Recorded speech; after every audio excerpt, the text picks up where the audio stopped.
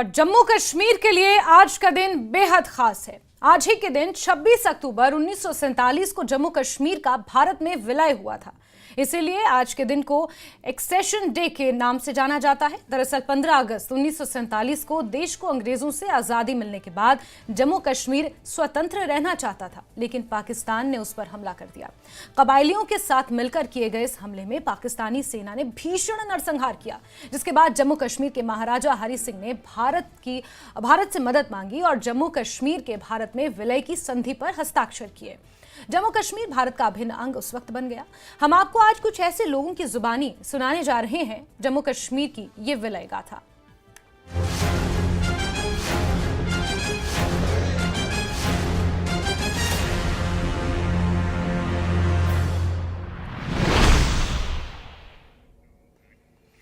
तो महाराजा हरि सिंह के बेटे डॉक्टर करण सिंह ने न्यूज 18 के साथ खास बातचीत में कहा कि उन्हें वो ऐतिहासिक दिन आज भी याद है जब उनके पिताजी ने जम्मू कश्मीर रियासत के भारत के साथ विलय पर हस्ताक्षर किए थे। उन्होंने भरोसा जताया कि प्रधानमंत्री नरेंद्र मोदी राज्य का दर्जा जल्द बहाल करेंगे।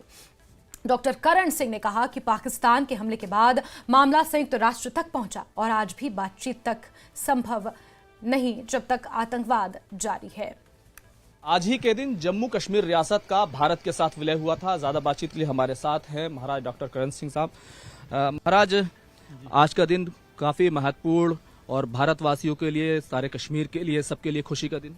जी हाँ, मैं वहीं था उसी घर में जब पिताजी ने हस्ताक्षर किए। तो मैं उस कमरे में तो नहीं था, लेकिन उसी एक दो कमरे छोड़ के मैं वहीं था।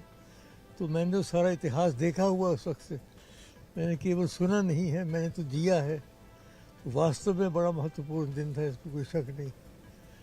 और भयंकर परिस्थितियां थी, पाकिस्तान का हमला हो चुका था। वो जो उनके हमलावर थे वो श्रीनगर एयरपोर्ट के पास पहुंच रहे थे। तो 26 को फिर पिताजी ने हस्ताक्षर किए और 27 को फिर इंडियन आर्मी आना शुरू हो गई थी। अब भी पाकिस्तान हम जम्मू कश्मीर के एक बड़े हिस्से पर कब्जा जमा कर बैठा है और काला दिवस मनाता है 27 अक्टूबर को। वो तो उनका अपना तरीका है। जब सीज फायर हुई थी यूनाइटेड नेशंस की, तो वो हिस्सा उनके पास रह गया था, बल्कि हमारी रियासत का हिस्सा था वो गिलगित बल्तिस्तान, लेकिन वो उस तरफ रह गया। तो अब वो वही मनाएंगे, और क्या करेंगे वो।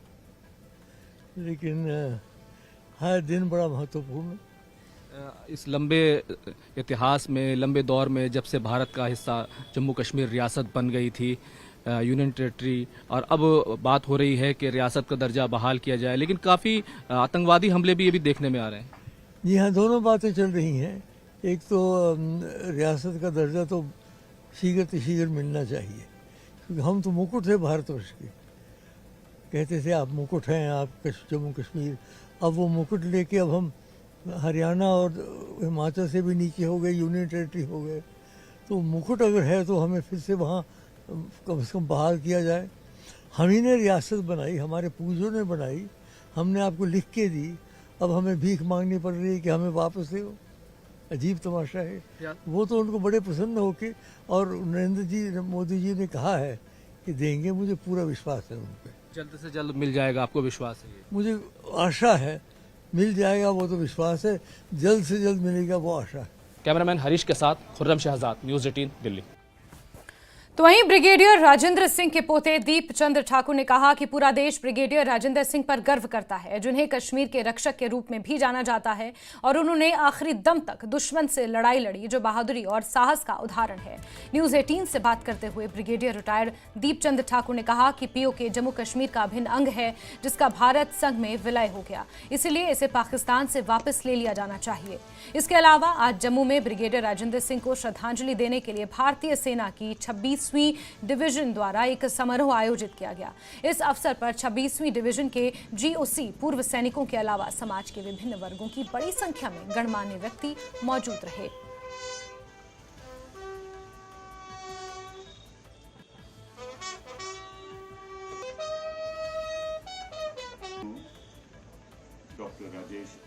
मेरे साथ इस वक्त दीपचंद ठाकुर हैं और इनसे ही जानेंगे, सर आपके नाना ji brigadier Rajendra Singh, saviour of Jammu and Kashmir जिनको जाना जाता है, कैसे आप उनको आज याद करेंगे, क्योंकि उनकी बदौलत ही आज जम्मू कश्मीर जो है आज वो सेफ भी हुआ और आज यहाँ के लोग भी जो है बहुत प्राउड फील करते हैं, समूचा देश प्राउड फील करता है ब्रिगेडियर राजेंद्र सिंह पे। हम लोग बचपन से ही उनके बारे में, उनकी शौर्य गाथा के बारे में सुनते आए हैं और मुझे भी मौका मिला है फ़ौज के दौरान उड़ी में रहने का और नौकरी करने का। जब मैं उड़ी में नौकरी करता था तो अक्सर ये सोचा करता था कि उन लोगों ने, मुट्ठी भर लोगों ने जो उनके साथ थे, 100 के करीब थे, गढ़ी से लेके उड़ी और रामपुर बुनियार में किस तरह से लड़ाई लड़ी होगी, क्योंकि वहाँ जो पहाड़ हैं वो इतने खतरनाक और इतने डिसेप्टिव हैं कि आप एक पहाड़ को पार करो तो उसके पीछे क्या है वो बिल्कुल नहीं दिखता है जब तक आप उस पहाड़ के ऊपर से चढ़ के नहीं देखो। और पहाड़ चढ़ना एक आसान चीज़ नहीं है, आसान काम नहीं है। इसमें आपकी फुर्ती, आपका फिज़िकल फिटनेस लेवल के ऊपर मुनसर करता है और ये हमारे लिए एक फ़ायदे की चीज़ इसलिए थी कि हमारे जो डोगरे हैं वो हिल्स और हिली ट्राइब्स से बिलोंग करते हैं, तो वो इसको अच्छा कारनामा और अंजाम दे पाए। और 5 दिन की जो लड़ाई थी वो गढ़ी से मुजफ्फराबाद, हम लोगों का तो गढ़ी से शुरू हुआ, गढ़ी से लेके रामपुर बुनियार में इन्होंने जिस तरह से चढ़े, डटे, फिर उसके बाद में दौड़े, पीछे आए, फिर चढ़े, डटे, दौड़े, पीछे आए, ये आसान नहीं था क्योंकि हर बार आपने चढ़ना, फिर वहाँ रुकना, फिर नीचे उतरना, फिर दूसरे पहाड़ के फोल्ड के पीछे जाना, फिर वहाँ पे आपने एक स्ट्रैटेजिक जगह पे खड़े होकर के या बैठ करके या छिप करके दुश्मन को फायर से दबाना। कैमरामैन आशु के साथ राजेंद्र वैद, न्यूज़ 18 जम्मू। वहीं बीजेपी ने जम्मू में जोश के साथ विलय दिवस को मनाया और इस खास मौके पर पार्टी ने कई कार्यक्रमों का आयोजन किया। बीजेपी मुख्यालय पर तिरंगा भी फहराया गया। बीजेपी के कार्यकारी अध्यक्ष सत्य शर्मा ने न्यूज़ 18 के साथ बात करते हुए कहा कि आज का दिन जम्मू कश्मीर और पूरे देश के लिए महत्वपूर्ण है क्योंकि महाराजा हरि सिंह ने इस दिन भारत संघ में विलय पर हस्ताक्षर किए थे। उन्होंने ये भी कहा कि पीओके में लोग पाकिस्तान के अत्याचारों से परेशान हैं और वो भी भारत के साथ विलय की राह देख रहे हैं। हमारे जम्मू कश्मीर की कुछ परिस्थितियां ऐसी थी जिसके चलते 15 अगस्त को हमारा विलय जो था वो पॉसिबल नहीं था, लेकिन हम महाराजा धीराज जी का बहुत आभार प्रकट करना चाहते हैं।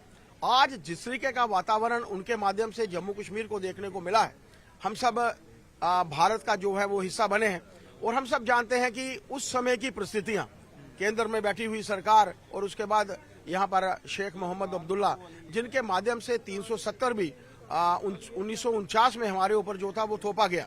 लेकिन आज जब 370 नहीं है, 35 से नहीं है और ऐसे समय में जम्मू कश्मीर के विलय दिवस जो है उसको मनाना अपने आप में एक मिसाल रखता है।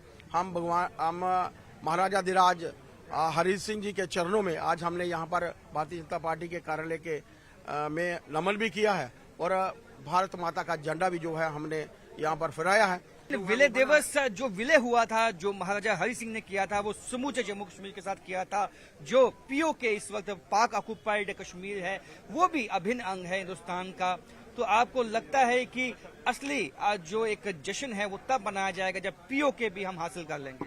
आने वाली परिस्थितियां आप लोगों को बताएंगी। समय समय पर प्रधानमंत्री जी द्वारा भी और हमारे डिफेंस मिनिस्टर साहब माननीय राजनाथ जी द्वारा भी लगातार से ये बयान जारी हैं और बयान उनके माध्यम से आते भी हैं। वहां की परिस्थितियों को भी, अगर जब आप पीओजेके की परिस्थितियों को देखेंगे तो वो लोग भी आज भारत के साथ जुड़ना चाहते हैं। वो हमारे जम्मू कश्मीर के उस हिस्से को देख रहे हैं जो आज तरक्की की तरफ अग्रसर है। यहाँ पर डेवलपमेंट का वातावरण बना है, यहाँ पर शांति का एक माहौल स्थापित हुआ है।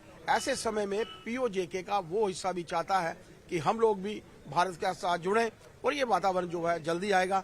इस विलय दिवस की पूरे जम्मू कश्मीर वासियों को, पूरे खास तौर पर पूरे भारतवासियों को ढेर सारी शुभकामनाएं देता हूं और पीओजेके के उस हिस्से के लोगों को भी जो जल्द हमारे साथ जुड़ने वाला है, इन्हीं शब्दों के साथ तो पीओके के लोग भी चाहते हैं जम्मू कश्मीर जो है उसके साथ जुड़े, क्योंकि जिस तरह का विकास यहाँ पे हुआ है, ये कहना है वर्किंग प्रेसिडेंट बीजेपी का।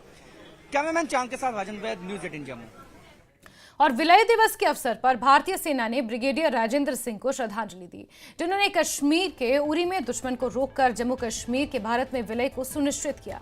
77 साल पहले जब पाकिस्तान ने 22 अक्टूबर को कश्मीर पर हमला किया, ब्रिगेडियर सिंह ने मात्र 100 सैनिकों के साथ 5000 दुश्मनों का सामना किया और 5 दिन तक मोर्चा संभालते हुए शहादत दी। हर साल उनके पैतृक गांव राजेंद्रपुरा बगुना में उन्हें श्रद्धांजलि दी जाती है, जहां पूरा गांव उनके बलिदान को याद करता है। पूरा हिंदुस्तान, पूरी दुनिया जानती है कि उनकी कुर्बानी जो है वो कितनी बड़ी हुई है। अच्छा, वो ऐसी के स्टेट के सीएनसी से हैं, उन दोनों उनको खिताब दिया गया था स्टाफ अफसर, क्योंकि मेजर जनरल ब्रिगेडियर से ना मेजर जनरल होता था यहाँ का सीएनसी, लेकिन मेजर जनरल खुद महाराजा हरि सिंह था तो उनको स्टाफ अफसर का दिया गया था। और वो एक ईमानदार और बहुत बहादुर और ड्यूटी पूरी करने वाले आदमी थे। और अभी तक 26 अक्टूबर जो है उनका मनाया जाता है शहीदी दिवस। 1947 में उन्होंने अपना बलिदान दिया था। अगर उस वक्त ये शहादत ना देते तो हम कहाँ होते, हमारा ये जम्मू कश्मीर का नाम निशान मिट गया होता। जो 2-3 दिन इन्होंने उस कवाली हमले को रोक के रखा, 100 या 125 इनके साथ वो भी जो ट्रेडमैन वगैरह आगे पीछे वही लोग थे, लेकिन इतना इन्होंने उस बहादुरी का काम किया। वो 2-3 रातें जो निकली है, जब तक विलय दिवस हो गया, विलय हुआ, तो इसके लिए बड़ी ये हमारे लिए गर्व की बात है, हमारे गाँव के लिए। ये बहुत गर्व की बात है कि हम इस गांव में हमारा जन्म हुआ है। ब्रिगेडियर साहब इस रियासत की, इस देश की एक शान थे। ब्रिगेडियर साहब ने अपनी जान की शहादत दी है, अपने लोगों में एक एग्जाम्पल पैदा की है और हमें उस चीज़ को आगे बढ़ाने के लिए पूरे युवाओं को साथ देना चाहिए।